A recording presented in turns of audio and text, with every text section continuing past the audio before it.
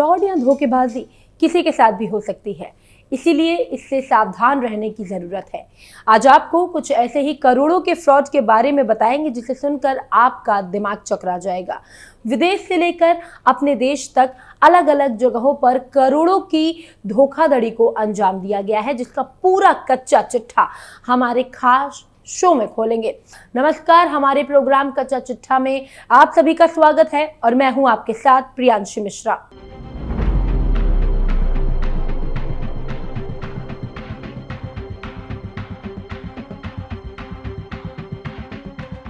करोड़ों की धोखाधड़ी के बारे में बताने से पहले आपको एक ऐसे फ्रॉड के बारे में बताते हैं जो विदेशी धरती पर हुआ, जिसके बाद पूरा मामला सुर्खियों में आ गया है।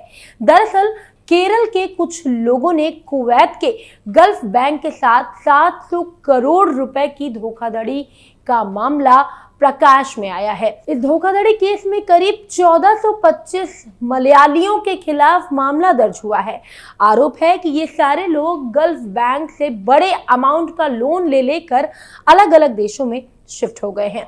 रिपोर्ट के मुताबिक इन आरोपियों ने फर्जी दस्तावेज और पहचान पत्रों का इस्तेमाल करते हुए बैंक से लोन लेने की कोशिश की।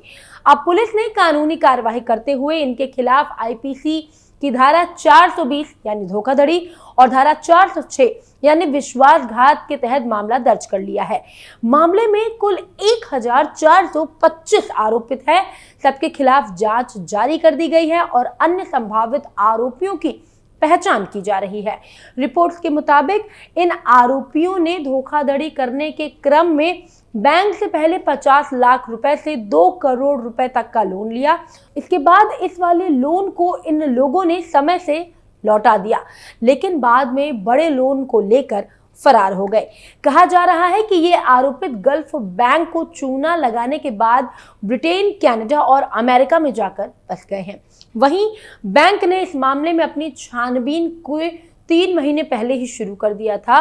तब शुरू किया जब कर्ज चुकाने की तारीख लेट हो गई। बैंक के अधिकारी केरल आए। यहाँ उन्होंने सीनियर पुलिस अधिकारी से मुलाकात की और सारा मामला बताया।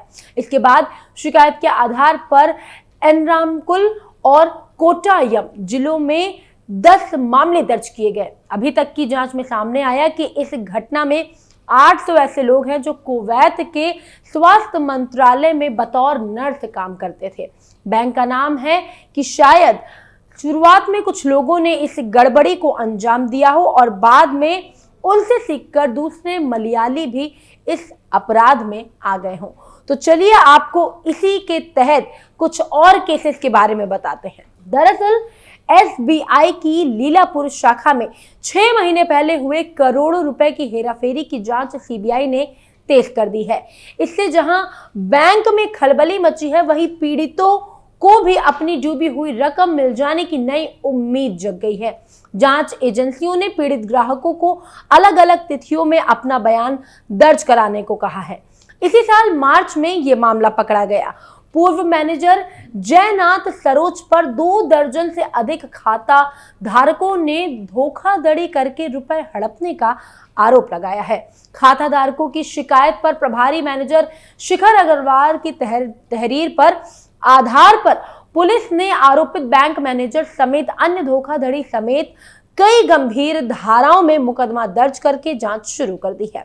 हालांकि पुलिस की जांच से असंतुष्ट ग्राहकों ने इलाहाबाद हाई कोर्ट की शरण ली है, जिसके बाद लखनऊ खंडपीठ की डबल बेंच के न्यायाधीश विवेक चौधरी और ओम प्रकाश शुक्ला ने पीड़ितों की मांग को जायज ठहराते हुए मामले की जांच सीबीआई को सौंप दी है। पीड़ित ग्राहक मिथिलेश तिवारी ने बताया कि डाक द्वारा उन्हें सीबीआई कार्यालय लखनऊ से पत्र भेजा गया है। इसमें उनके मूल्य बैंकीय दस्तावेजों के साथ उपस्थित होकर बयान दर्ज कराने के लिए कहा गया है। पीड़ित ग्राहक विजय पाठक ने 9 दिसंबर मिथिलेश तिवारी को 10, पूर्णेंद्र तिवारी और कमलेश तिवारी को 11, हनुमान प्रसाद तिवारी और नरेंद्र तिवारी को 12 दिसंबर को बयान दर्ज करने के लिए बुलाया गया है। उधर मामले की जांच सीबीआई द्वारा तेज किए जाने पर बैंक के अधिकारियों और कर्मियों में खलबली मची हुई है। भारतीय स्टेट बैंक की लीलापुर शाखा में 4 करोड़ 85,70,000 रुपए की हेराफेरी 18 मार्च 2024 को सामने आई थी। घरौरा के रहने वाले ग्राहक हनुमान प्रसाद तिवारी जमीन खरीदने के लिए बैंक में जमा अपनी 20 लाख की एफडी को तुड़वाने की जानकारी करने पहुंचे। ब्रांच मैनेजर ने जब उन्हें ये पता चला कि उस एफडी के अगेंस्ट लोन लिया गया है तो उनके पैरों तले जमीन खिसक गई। इसके बाद एक ग्राहक सामने आने लगे तो संख्या 13 हो गई। बैंक पहुंचकर अपनी अपनी एफडी की जानकारी की तो सभी के होश उड़ गए। बैंक अधिकारियों ने जांच में पाया कि तत्कालीन ब्रांच मैनेजर जयनाथ सरोज द्वारा अपने कुछ बैंक और बाहरी साथियों के साथ मिलीभगत करके ग्राहकों की एफडी पर हेराफेरी और जालसाजी करके उनके अगेंस्ट लोन करके पैसे हड़प लिए हैं। आरोपित लंबित ब्रांच मैनेजर फरार हो गया है। पुलिस ने उसके पिता धर्मा सरोज और 2 संविदा बैंक कर्मी दीपक कुमार और अनुराग सचान को गिरफ्तार करके जेल भेज दिया है। बैंक ने जांच के बाद सशर्त कुछ पीड़ित ग्राहकों को पैसे वापस भी लौटाए हैं। एसपी डॉक्टर अनिल कुमार का कहना है कि ये केस सीबीआई के पास है, जांच में कोई सहयोग मांगने पर किया जाएगा। इतना ही नहीं, अभी हाल ही में आगरा की साइबर क्राइम पुलिस ने 110 करोड़ रुपए की ठगी करने वाले अंतरराष्ट्रीय साइबर गिरोह का पर्दाफाश किया। गैंग ने देश विदेश में 239 लोगों को ठगा और 85 बैंक खातों के जरिए रकम ट्रांसफर की। पुलिस उपायुक्त नगर सूरज कुमार राय ने बताया कि 24 अक्टूबर को गैंग ने आगरा में एक व्यक्ति को IPO के नाम पर 18 लाख रुपए की ठगी का शिकार बनाया। शिकायत के बाद पुलिस ने कार्यवाही करते हुए 5 आरोपियों को गिरफ्तार कर लिया है। जांच में पता चला कि आरोपियों ने बैंक कर्मियों की मदद से फर्जी तरीके से 85 बैंक खाते खुलवाए थे। इन खातों में 110 करोड़ रुपए का लेन देन हुआ था। सभी बैंक खातों को फ्रीज कर दिया गया है। डीसीपी ने बताया कि ठगों ने IPO और CBI अधिकारी बनकर डिजिटल अरेस्ट के नाम पर लोगों को फंसाया। इसके अलावा डीसीपी का कहना है कि आरोपियों से स्कैम करने के तरीके को भी समझने का प्रयास किया जा रहा है। इस गिरोह ने भारत और विदेश में बैठे लोगों को भी ठगी करने का शिकार बनाया है और ready to sell mule account के जरिए बड़ी रकम इकट्ठा की है। पुलिस ने ठगी से जुड़े 13 लाख रुपए बरामद कर लिए हैं और आरोपियों से ठगी करने के तरीके और अन्य साथियों के बारे में पूछताछ की जा रही है। पुलिस ने खातों की जांच की तो पता चला कि इन खातों में 239 साइबर फ्रॉड के 110 करोड़ रुपए ट्रांसफर किए गए हैं। वहीं दूसरी तरफ गुना शहर में 2 लोगों ने कई लोगों को करोड़ों का चूना लगा दिया। ये युवक AJ ग्रुप ऑफ कंपनीज चलाते थे और लोगों को ऊंचे रिटर्न का लालच देकर निवेश के नाम पर पैसे ठगते थे। जब निवेशकों ने ऑफिस जाने की कोशिश की तो वहां पर ताला लगा था और युवक फरार हो गए थे। करीब 20 पीड़ितों ने कैंट थाने में शिकायत दर्ज कराई है। अनुमान है कि 30 से 35 करोड़ रुपए की ठगी हुई है। गुना के लूशन के बगीचे LK में ATM वाली गली में स्थित AJ ग्रुप ऑफ कंपनीज के मालिक अजय राव और नीलेश जोशी ने कई लोगों को शेयर मार्केट और दूसरे बाजारों में निवेश का झांसा देकर उनको ठगा है। शुरू में लोगों को छोटे निवेश पर अच्छा रिटर्न देकर विश्वास जीता, फिर जैसे जैसे लोगों का भरोसा बढ़ता गया उन्होंने बड़ी रकम निवेश कर दी।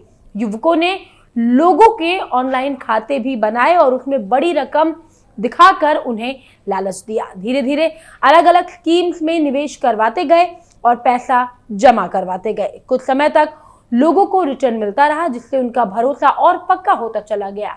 हाल ही में लोगों से और बड़ी रकम निवेश करने को कहा गया। कई लोगों ने 10 लाख, 20 लाख, यहाँ तक कि 80 लाख रुपए तक उसमें निवेश किए। उन्हें यकीन दिलाया गया कि इस निवेश पर उन्हें अच्छा मुनाफा होगा, लेकिन जब निवेशक ऑफिस पहुंचे तो वहां ताला लटका हुआ था। दोनों युवक फोन पर भी उपलब्ध नहीं थे। तब लोगों को समझ में आया कि उनके साथ धोखा हुआ है। करीब 20 पीड़ित कैंट पहुंचे और शिकायत दर्ज कराई। पीड़ितों का कहना है कि सैकड़ों लोगों के साथ ठगी हुई है, लेकिन डर की वजह से लोग सामने नहीं आ रहे हैं। पीड़ितों का अनुमान तो ये भी है कि दोनों युवकों ने लगभग 30 से 35 करोड़ की रुपए की ठगी की है। अब दोनों युवक फरार है। पुलिस मामले की जांच कर रही है। ये घटना एक बार फिर निवेशकों को सतर्क रहने की चेतावनी देती है। किसी भी स्कीम में निवेश करने से पहले उसकी पूरी जांच पड़ताल करें। ऊंचे रिटर्न की लालच में आकर जल्दीबाजी में कोई भी फैसला ना ले। किसी भी कंपनी में निवेश करने से पहले सेबी से उसकी रजिस्ट्रेशन की पुष्टि करें और साथ ही कंपनी के पिछले रिकॉर्ड और उसकी विश्वसनीयता की जांच भी जरूर करें। ये जरूर याद रखें कि सावधानी ही सबसे बड़ा बचाव है। ज्यादा जानकारी के लिए आप अपने वित्तीय सलाहकार से भी संपर्क कर सकते हैं। निवेश हमेशा सोच समझकर करना चाहिए, क्योंकि उसमें आपकी मेहनत की कमाई सुनिश्चित रहे। यानी कुल मिलाकर फ्रॉड की हुई घटनाओं से सीख मिलती है कि किसी पर भी आसानी से भरोसा नहीं करना चाहिए। अगर करते हैं तो नुकसान आपको ही उठाना पड़ेगा। कच्चा चिट्ठा में फिलहाल इतना ही। बाकी तमाम खबरों को जानने के लिए आप देखते रहिए कैपिटल टीवी। नमस्कार।